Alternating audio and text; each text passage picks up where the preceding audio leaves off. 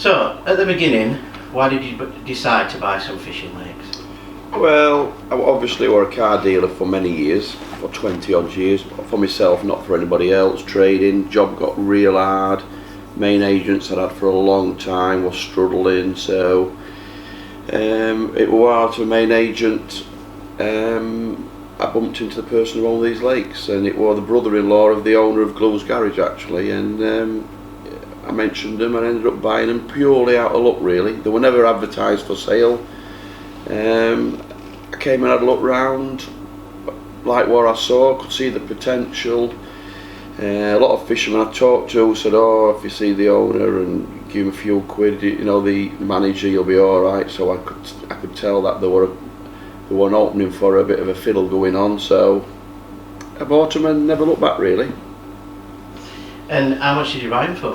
Yeah, he asked me 450,000. I ended up giving him 400,000 and took on the manager. But I told the manager, you know, that I wanted them for myself really, and he had to move out the big house. And we came to a mutual agreement, and off he went like. So I give 400,000 for him. One of my best investments. Have you always been interested in fishing then, or? Well, I've always done fishing. I used to fish for pilks ponds at Kirksandle when I were a lad. Paul Christie, funny enough, he were a bit younger than me, but I used to fish with him, and then I used to, a bit later on in the years, I used to go to Trent mainly Fiskerton and Burton Joyce and that kind of areas. With a good old friend of mine called Alan Wigglesworth when I was working at Rockware Glass, because I worked at Rockware Glass for 10 years while I was still car dealing as well, you know. How hard was it at the start? You said you worked at the car dealership and then you run the fishery as well, so how hard was it? Well, it's not an hard job, it's an enjoyable job to be fair.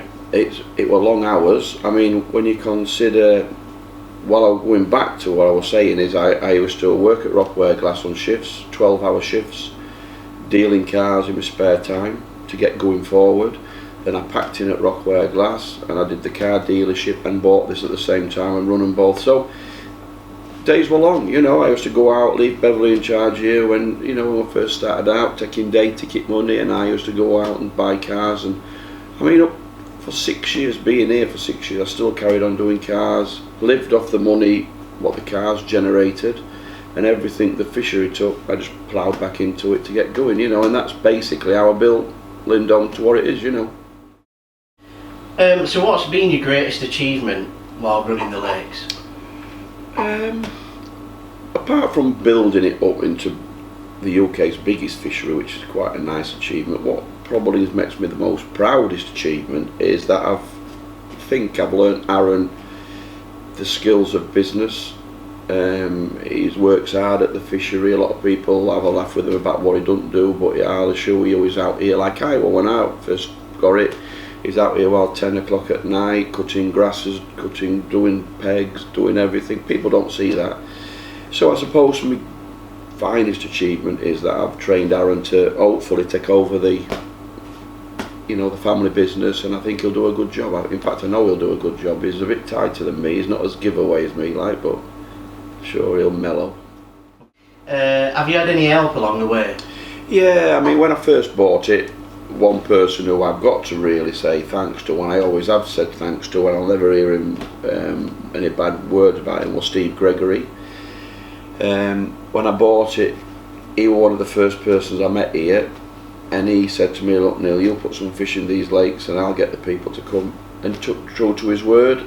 Steve Gregory brought people here, he run the opens for me for many years, and he got me going from the word go really. He introduced me to Darren Cox, who then decided to sponsor a few festivals for me. He went with Bartholomew then, I think he was with Map I think then, and he supplied me with a lot of prizes for festival prizes, and that's how really I come to get the association with Bartholomew. When I were a small fishery, not well known, no well known handlers coming apart from Steve, Darren was the first person to put his hand in his pockets and say, you know, I'll give some prizes, and that's how I come to be associated with Garbolino, because obviously in the later years, when I've got big, I thought, well, it's time to take a sponsor on, and Garbolino were there when I was nobody, so I've given them 10 years, 12 years, whatever it is now, of loyalty and repaid the debt, if you like. So, why did you decide to change Lindholme into like a holiday park rather than just a few fishing lakes? Well, I haven't really changed it from a fishery into an holiday park. The problem is every Tom, Dick and Harry thinks it's easy to dig an hole out in the middle of a lake, in the middle of a field and make a lake and earn a few quid. It's true, you can. The problem is it dilutes the fishing, the people come in, so the opens get harder to fill. And I can see it being a bit like golf courses. Golf courses, there were few and far between. There were a 10-year waiting list to get on them. Everybody thought, oh, I will have one of these golf courses. They all put the money to golf courses. Half of them shut down. The other half now can't get the members because it's that diluted. They're struggling. And I can see, not particularly now, but in a few years' time, it becoming pretty much the same. So I thought, well, what do I do to keep going forward?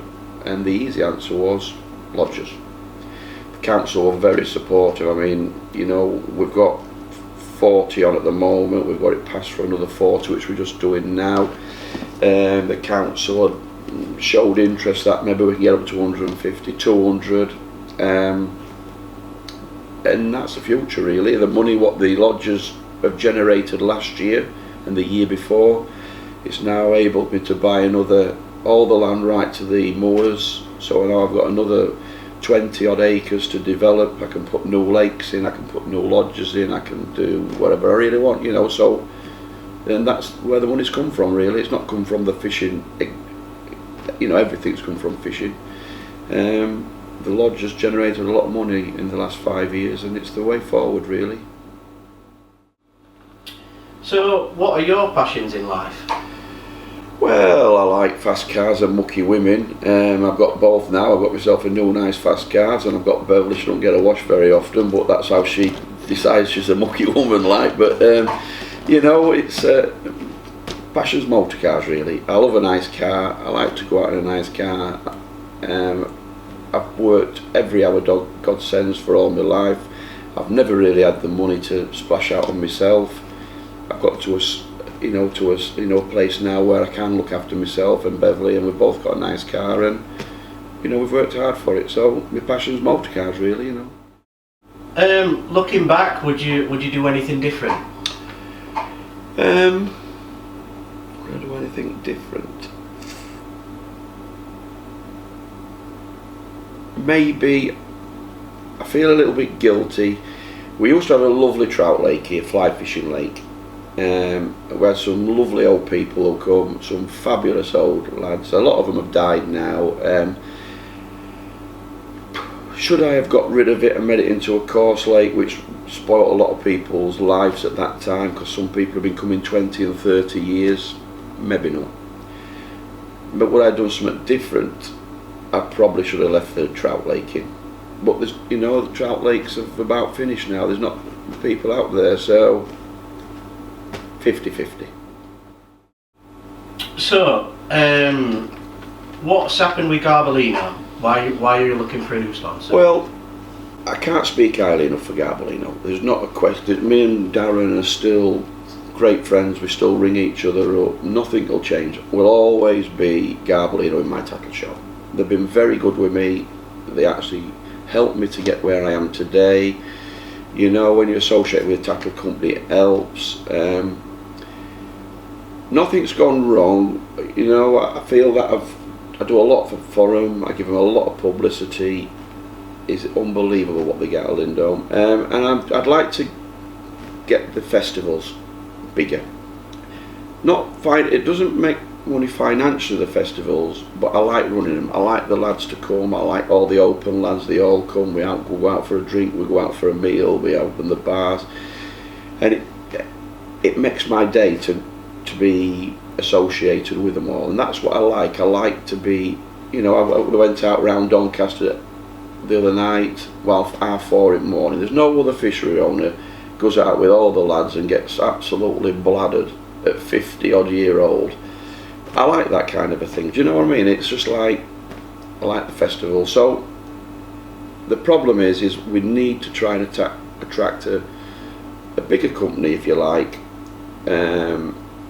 who can put a few pound into the festival. So instead of us fishing for, I think this festival's 14,000 quid payout, we'd like to make it like Whiteacres. We'd like to get to where we're giving out £25,000 to the winner or £30,000 to the winner.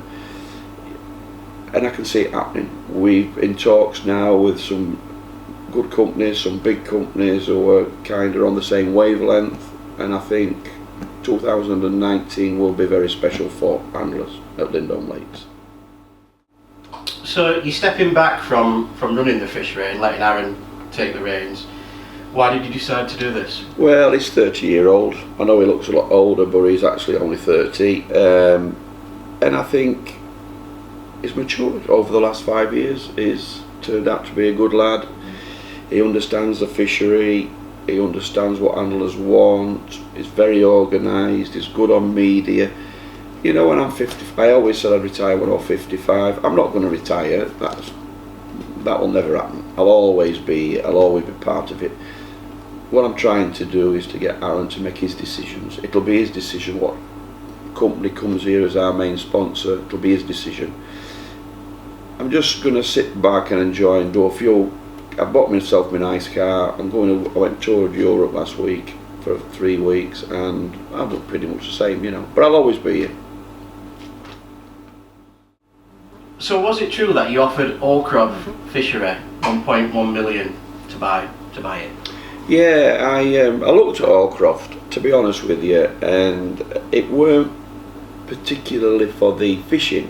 It was mainly to do with the income factor. They had 60 caravans there giving £2,000 a year ground rent, which obviously is £120,000 a year income just off the rents. So I looked at it and I thought, well, what can you put £1 million into and get over a 10% return on your money? And that was purely it, really. I was more interested in the income from the lodgers. The fishing side would have been nice. I could have run inter matches between the two fisheries. I could have run bigger festivals, you know, bigger buy-in for tackle, everything. It would the figures did stock up. Unfortunately, I weren't successful. It wanted a bit of money spending on the platforms, the pegging and everything else, and some fish stocks in my eyes. But it didn't come, so there were no big loss. And in hindsight, probably for the best, really. So would you invest in buying another fishery then? I keep having a dabble at a few fisheries. I've been a few. I've got young Alex here now, who's been with me since he was probably 14-year-old. He's a fabulous lad. Again, he works hard for me. He's very loyal. You know, I've got a bit of interest in him, really. And if one come up, it'd be nice to say to him, look, there you go, get down there, you can run that. I don't think I'd buy a massive fishery again, but if I could buy a easily managed fishery to get him started where he'll take me, probably buy somewhere, yeah. I'd have a look. So what's your take on Whiteacres? Well, I mean, it's a fabulous place. I've only been twice. You know, there's no question. It's in the right part of the country. It's down south. It's near Torquay. It's holiday. People can go there, take the family, and have a nice. You know, the ladies can go out with the kids and enjoy sitting on a beach where the men fish. You can't take that from them. So I'm not here to pull anybody's fishery apart. It's got lovely facilities. Do I think I can make Lindholme better than it? Fishing, yes. Accommodation, yes. But location, no. So, you know, people, depends how people look at it, really. What's one of your fondest memories while running the fishery? apart from my family, I suppose. I mean, obviously fondest memories that I've got two grandsons now, so they'll take the next generation after Aaron, so that's probably my fondest memory, them being born, 2 little boys, so that's great. And I obviously got a granddaughter as well, for take over at Cafe, but I think my fondest memory is to be voted the fishery of the year for many years with Handling Times. The support Handling Times give me as well were fabulous in the good days. To be offered Fishermania is great as well. I mean, again, the Handling Trust have been great with me, to be honest with you. I know they give the people complain, but I think they do a good job. So my fondest memories probably is, I don't know really, there's a lot of great memories here. I mean, I've had some fabulous times, so to put one out, I can't really answer that question really. It's been a lovely experience. So what's next for Lindholme Lakes? Next is, like I've said, we've just acquired a lot of land at Bartholomew now. We're going to put some new lakes on there. We're starting digging in September time. Throughout the year, we will make it into another about 750 pegs. That's what I'd like to think I'm going to have, maybe 800 pegs. I'm going to do something a little bit different. I'm going to put a big snake lake in, or a big canal lake if you like. It should have about 150 pegs on it. It'll be 1,500 metres long. So it'll go all the way around the outsides of the fields, which should be quite special. I don't think there'll be anything else out there like that.